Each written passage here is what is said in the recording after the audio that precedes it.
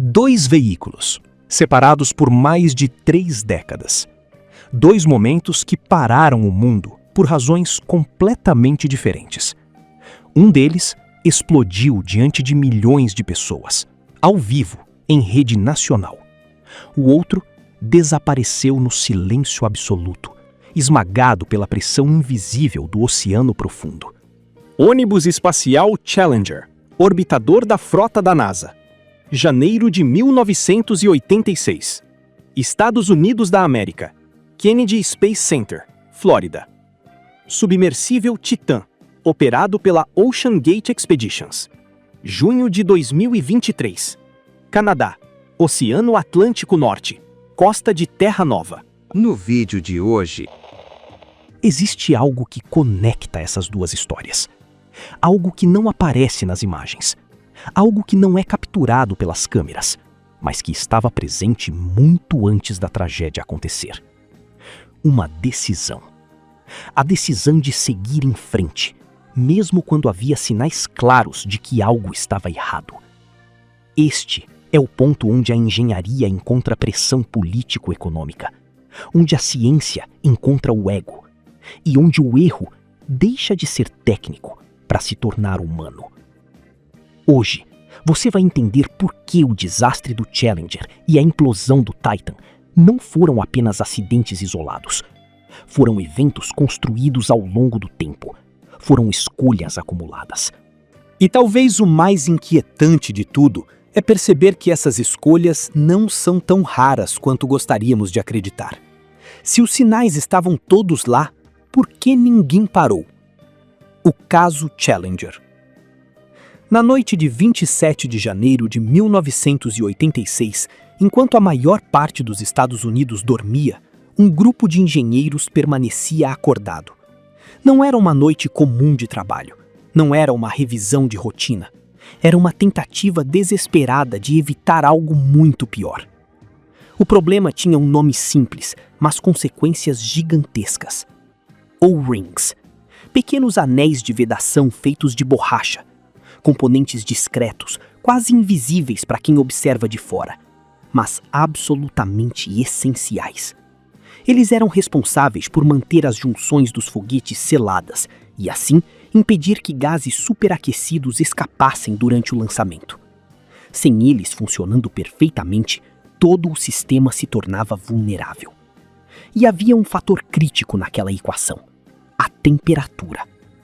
Na manhã prevista para o lançamento, os termômetros indicaram cerca de menos 8 graus Celsius, Pouco mais de 17 graus Fahrenheit.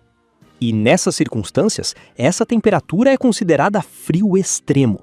Frio suficiente para comprometer a elasticidade da borracha. Frio suficiente para impedir que os O-rings vedassem corretamente. Isso não era uma suposição, não era um medo exagerado. Era baseado em dados reais. Testes anteriores já haviam mostrado sinais de erosão, pequenas falhas e vazamentos preocupantes, mas principalmente uma correlação direta entre temperaturas baixas e perda de eficiência. Os engenheiros sabiam exatamente o que aquilo significava e fizeram o que qualquer profissional responsável faria. Eles pediram o adiamento do lançamento. Insistiram, argumentaram, apresentaram gráficos, análises, histórico de falhas. Eles não estavam tentando evitar trabalho, nem atrasar um cronograma por conforto. Eles estavam tentando impedir uma tragédia anunciada. Mas a resposta que receberam foi direta: não. A professora. A pressão começa a aparecer. A decisão não aconteceu do nada. A NASA estava sob pressão. O lançamento já havia sido adiado diversas vezes, e cada atraso representava custos adicionais, além, claro, de desgaste institucional. Além disso, havia algo ainda maior em jogo. A bordo estava uma professora. Uma figura simbólica, alguém escolhida para representar o futuro da educação, para inspirar estudantes em todo o país. O evento seria transmitido ao vivo para milhões de pessoas assistirem. Aquilo não era apenas um lançamento espacial, era um espetáculo nacional, um símbolo de progresso. Adiar ou não o lançamento da Challenger naquele momento não era apenas uma decisão técnica, era uma decisão política. E isso muda tudo. Sob pressão crescente, a gestão da empresa responsável pelos foguetes tomou uma decisão que se tornaria histórica. Eles pediram que os engenheiros, os mesmos que haviam levantado os alertas, saíssem da sala. Sem a presença das vozes técnicas mais críticas, a discussão mudou de tom. E sem novos dados, sem novas análises, a recomendação foi revertida. O lançamento foi aprovado. A decisão estava tomada. O dia do lançamento. Na manhã seguinte, o cenário era quase surreal. O foguete estava coberto de gelo. A estrutura brilhava sob o frio intenso. Ainda assim, tudo foi considerado aceitável. A contagem regressiva continuou. Os motores foram acionados e o Challenger subiu aos céus. Por 73 segundos, tudo parecia funcionar. Até que uma falha aconteceu.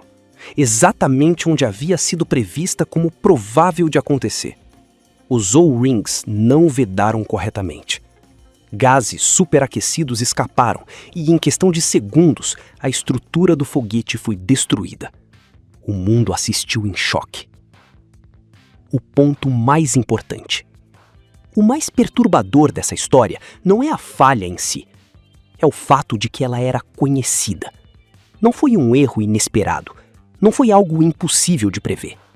Foi um risco identificado, discutido e, ainda assim, aceito. Se todos sabiam, por que ninguém conseguiu impedir? O submarino Titã. Décadas depois, um novo projeto começou a chamar atenção. Diferente, inovador, ambicioso. Este é o Titã.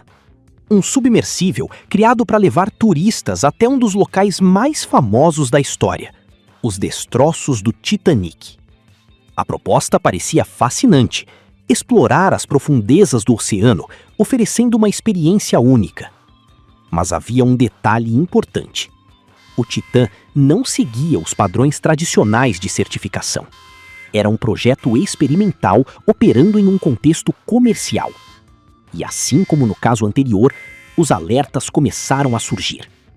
Especialistas levantaram preocupações sobre a estrutura, sobre os materiais utilizados, sobre a resistência à pressão extrema das profundezas. E, novamente, esses alertas não foram totalmente considerados. A pressa muda de forma, mas não desaparece. No caso do Challenger, a pressão era institucional. Cronogramas apertados, expectativas públicas, interferência política. No caso do Titã, a pressão era diferente, era empresarial. Inovação acelerada, redução de burocracia, desejo de liderar um mercado emergente, monetizar antes de validar completamente. Duas formas distintas de pressão, mas com o mesmo efeito. Seguir em frente mesmo diante de incertezas e até de falhas estruturais altamente prováveis. Nos dois casos, os sinais estavam presentes. Não estavam escondidos, nem eram ambíguos. Estavam claramente documentados. Os riscos não surgiram de repente. Eles foram sendo construídos ao longo do tempo. Pequenas falhas começaram a parecer normais. Problemas recorrentes deixaram de causar alarme. E isso tem um nome: normalização do risco. Quando o erro se repete e nada acontece imediatamente, ele deixa de parecer perigoso. Até que o inevitável acontece. E quando acontece, já é tarde demais. Mas, apesar das enormes semelhanças, existem diferenças importantes. O Challenger operava dentro de um sistema altamente regulado, com múltiplas camadas de decisão, processos formais e estruturas rígidas. E ainda assim, ele falhou. O Titan operava fora desse sistema tradicional, com decisões mais concentradas, que encontravam menos barreiras e mais liberdade. Um falhou apesar do sistema. O outro falhou justamente pela ausência dele. O joystick, detalhe que virou símbolo. E então existe um detalhe, pequeno à primeira vista, mas carregado de significado. O controle do Titã. Um joystick semelhante ao de videogames. Do ponto de vista técnico, isso não é necessariamente um problema. Mas do ponto de vista simbólico, ele representa algo maior. Uma sensação de simplificação extrema, de informalidade, de atalho. Como se um sistema extremamente complexo pudesse ser tratado com a mesma lógica de algo trivial. E esse detalhe acaba se tornando o símbolo perfeito de uma mentalidade. A mentalidade de avançar rápido, mesmo quando o cenário exige cautela. Que lição tiramos disso? O verdadeiro ponto de ruptura acontece no momento em que alguém reconhece o risco e decide seguir em frente mesmo assim. Quanto risco é aceitável? E talvez a pergunta mais incômoda de todas não seja sobre o passado, mas sobre o futuro. Quantas decisões como essas estão sendo tomadas agora? Quantos alertas estão sendo ignorados neste exato momento? E quantas dessas histórias ainda vão terminar da mesma forma, antes que a gente aprenda de verdade? Quer saber de mais curiosidades que podem mudar a tua vida ou não? Siga a gente aqui e nas nossas outras redes sociais. Tá tudo aqui embaixo, na caixa de descrição do vídeo. Deixa também seu like e escreve nos comentários o que achou desse vídeo e o que você quer saber num próximo vídeo. E não esquece de mandar esse vídeo para quem você acha que vai curtir também.